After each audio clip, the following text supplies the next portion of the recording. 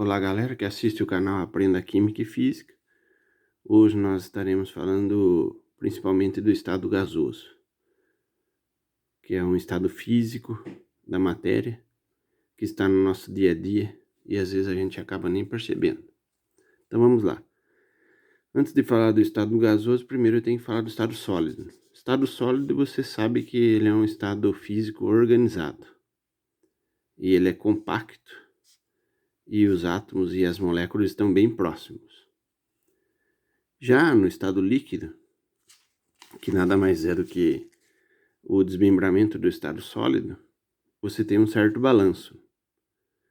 Então as ligações químicas, elas têm uma certa flexibilidade. Por isso que o líquido ele balança. As moléculas ficam umas sobre as outras, balançando, porque a ligação química é um pouco mais fraca com relação ao estado sólido. Já no estado gasoso, você praticamente tem uma ligação química inexistente, fraquíssima, chamada ligação de Van der Waals, e as moléculas elas estão muito distantes uma das outras.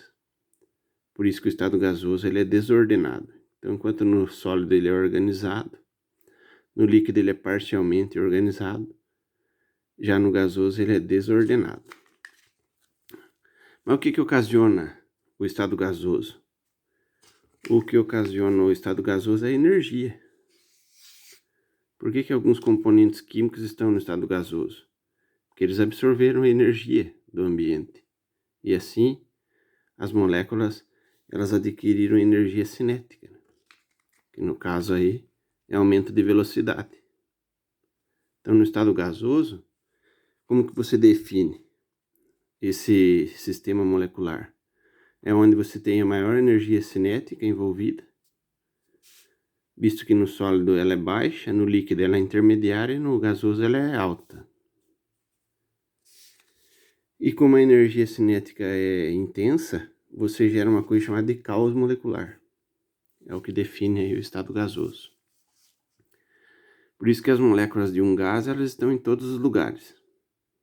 Elas ocupam todo o recipiente que as contém, ou todo o ambiente. Aí na sua casa, por exemplo, está cheio de ar atmosférico. Em toda parte do cômodo onde você está, tem gás. Nitrogênio, oxigênio e os demais gases, que é a composição do ar. Então vamos lá. Quando nós temos esse tipo de situação, a força molecular é bem baixa. Por isso que eu citei a questão da ligação de Van der Waals. A ligação de Van der Waals é uma ligação fraca. E o que significa desordem na química? Desordem significa entropia. Entropia nada mais é do que bagunça. O estado gasoso é um estado desordenado devido à bagunça gerada aí pelas moléculas. Porque elas estão com grande quantidade de energia, elas ficam indo para todos os lados. E o estado gasoso ele depende de 3 variáveis, que são chamadas de variáveis de estado. A primeira variável é o volume, representado pela letra V. E a segunda variável é a temperatura, representada pela letra T. E a terceira variável é a pressão, representada pela letra P. Espero que você esteja entendendo até agora, vamos continuar. O estado gasoso, quando nós estudamos ele no estado ideal. Então, quando nós estudamos estado gasoso, a gente leva em consideração que ele tem um formato ideal. O que é um gás ideal? Que obedece todas as leis físicas da natureza. Mas, na realidade, no nosso dia a dia, nós temos o comportamento de gás real. O que é um gás real? O gás real, ele é um gás que ele tem o interesse em obedecer às características físicas, mas como no nosso dia a dia existem vários gases, então a distância molecular da molécula do gás oxigênio para uma outra molécula do gás oxigênio, no ideal ela não é considerada. Agora, quando você vai estudar o oxigênio, particularmente, você estuda ele como gás real. O hidrogênio, por exemplo, a molécula dele é bem pequenina. Só que quando nós estamos estudando o ideal, é como se estivesse estudando no mesmo tamanho da molécula de oxigênio. Mas na realidade, quando se for estudar o hidrogênio, você tem que estudar a parte. Então, o gás real é o que está no nosso dia a dia, o ideal é o que se aproxima das constantes físicas. Então, as interações das moléculas de determinado gás, você tem que levar em consideração se você estiver estudando o gás real. No ideal, todos eles têm a mesma interação. Logicamente que é entre aspas, só para você entender. E para nós termos um gás ideal, é quando nós temos alta temperatura e baixa pressão. Ou seja, quando ele é rarefeito. Aí ele se aproxima muito do gás ideal. Rarefeito é quando você tem um distanciamento muito grande entre as moléculas. Espero que você tenha entendido essa parte da aula. Vamos continuar. Quando nós trabalhamos as variáveis de estado, a primeira variável é o volume, que é dado em litros. Então, quando você estuda o estado gasoso, sempre o volume gasoso você vai dar em litros. Contudo que você pode trabalhar em metro cúbico também. Mas o estudo da química, no segundo ano do ensino médio, nós vamos trabalhar em litros. A temperatura é numa escala termométrica chamada Kelvin. Kelvin foi um cientista que estudou calor juntamente com Fahrenheit e Celsius. Quando nós vamos trabalhar o dado de temperatura, sempre quando vai colocar em cálculo tem que ser em Kelvin. E como que você faz para transformar Celsius em Kelvin?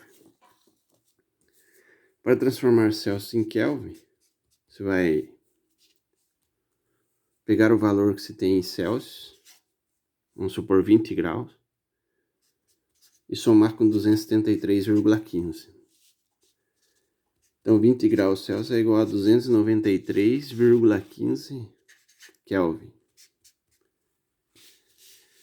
Quando você trabalha grau Celsius, você coloca o símbolo de grau. Quando você trabalha Fahrenheit, também se coloca o grau. Agora, Kelvin é uma escala que não é graduada. Ela é uma escala absoluta. A Celsius e a Fahrenheit é graduada. Absoluta é que você tem a maior precisão possível. Espero que esteja entendendo e vamos continuar.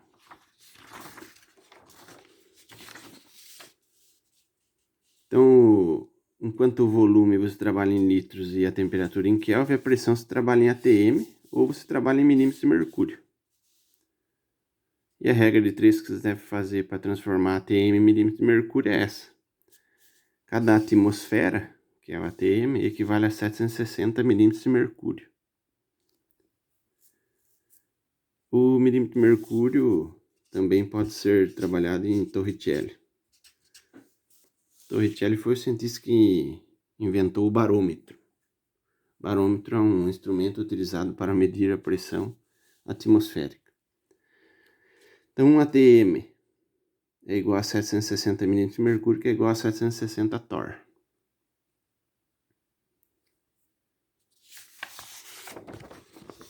Prontinho.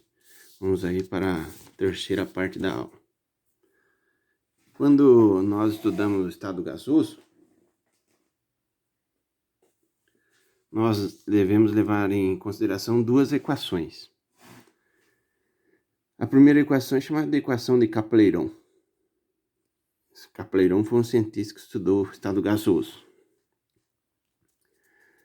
E Caplayron ele utiliza as variáveis de estado. O P significa pressão. O V é volume, que você já sabe. O N é número de mol, ou seja, número de moléculas. O R é a constante universal dos gases, que é 0,082 para atm e 62,3 para milímetros de mercúrio. E a temperatura você já sabe que é em Kelvin. E quando nós estivermos trabalhando numa situação que é chamado de situação de condições normais de temperatura e pressão, que nós chamamos de CNTP. A CNTP nada mais é do que 1 atm e a temperatura de 0 graus Celsius. Essa é a CNTP, que pode ser também 273,15 Kelvin.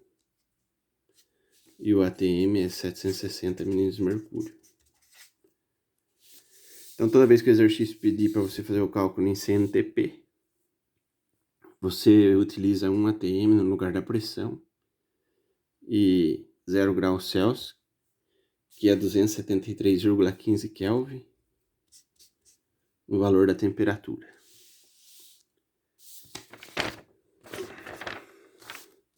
A outra equação é a equação geral dos gases, que você leva em consideração o gás na situação 1 e o gás na situação 2. Então, se você tem um determinado gás, ele apresenta uma determinada pressão 1, volume 1 e temperatura 1. Você modificou qualquer uma das variáveis. Consequentemente, ele vai ter uma pressão 2, um volume 2 e uma temperatura 2. Dá para estar fazendo o cálculo. Feito isso, você já sabe como interpretar as equações. Agora aqui eu tenho um exemplo de exercício. O exemplo de exercício aqui, ele traz o gás hidrogênio, ele traz a pressão de 5 atm, ele traz um volume de 100 litros e ele traz uma temperatura de menos 73 graus Celsius. Quando você vai fazer o cálculo, você vai substituir tudo isso aqui no P1, V1 e T1. Aí ele modificou a pressão do gás. Consequentemente, você tem 1 atm, o que era 5, volume que era 100, fica 1000 litros, houve um aumento. E ele pede para você calcular a nova temperatura do gás. Então aqui eu vou estar encerrando essa parte do vídeo. E no próximo já venho com a resolução aí do exercício. E nós já ficamos sabendo quanto que vai dar isso.